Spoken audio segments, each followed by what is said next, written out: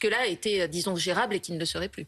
Et ça pourrait d'ailleurs inquiéter bien plus que le gouvernement. C'est Marc Sanchez qui est avec nous ce matin, secrétaire général du SDI, le syndicat des indépendants et des TPE, les toutes petites entreprises. Bonjour, merci de nous rejoindre sur BFM TV. Est-ce que, en effet, la perspective d'un long mouvement social, de blocage à répétition, c'est quelque chose qui vous inquiète, voire qui vous angoisse?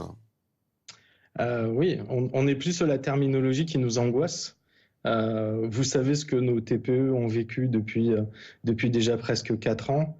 On a l'impression d'être dans un cycle qui se renouvelle perpétuellement. Et je dois dire effectivement aujourd'hui que sur les commerçants, les artisans, dans les centres-villes notamment, où risquent de se dérouler ces manifestations, il y a une très très forte inquiétude aujourd'hui et aussi une inquiétude qui est liée à la viabilité et au fait que nos entreprises puissent tenir le choc en tenant compte de la durée que pourra avoir ce conflit. Et a priori, on a plutôt l'air de s'engager sur un conflit qui risque d'être assez long et assez perturbant pour le moins. Vous, c'est quoi votre position sur cette réforme? Alors, on a un point, on va dire, qui est plutôt une bonne chose, et je crois que vous l'avez évoqué avec vos commentateurs, c'est effectivement la retraite minimum, puisque Elisabeth Borne a annoncé qu'elle serait aussi étendue aux commerçants et aux artisans et aux travailleurs indépendants de manière générale. Il faut savoir aujourd'hui, en moyenne, qu'un travailleur indépendant ou un micro-entrepreneur a un revenu qui se situe aux alentours à peu près entre 800 et 900 euros par mois.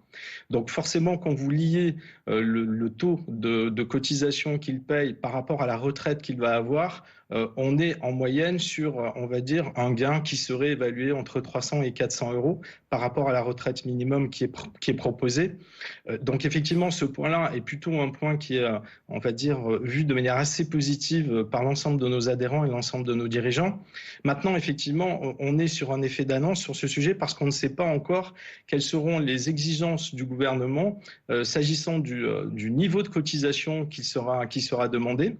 A priori, on n'a pas eu d'éclaircissement sur le fait de savoir si les cotisations de nos travailleurs indépendants et notamment la cotisation minimale pour arriver au nombre de trimestres souhaités, c'est-à-dire 176, sera réévaluée, ce qui à ce moment-là effectivement serait une charge supplémentaire.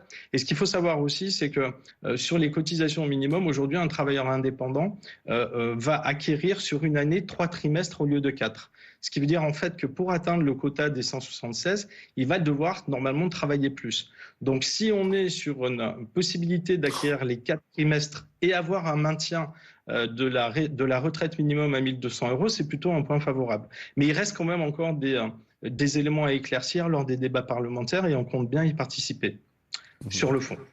Emmanuel de Chypre. C'est sur les secteurs, encore une fois, qui risquent d'être pénalisés. Et il se trouve que ce sont ceux qui ont déjà été le plus pénalisés par le Covid et par tous les événements qu'on a vécus en 2022. Ouais. C'est le tourisme, c'est l'hôtellerie-restauration, c'est les commerçants.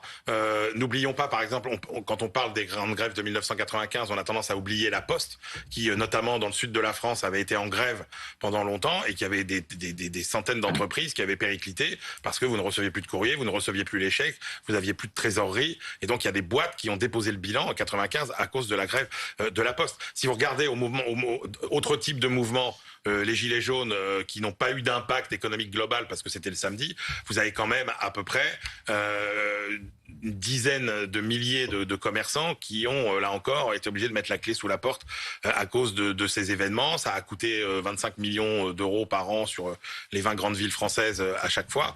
Donc, encore une fois, ce sont toujours les mêmes secteurs qui sont aujourd'hui qui risquent d'être aujourd'hui les plus pénalisés, qui sont en première ligne effectivement du risque économique. Ouais.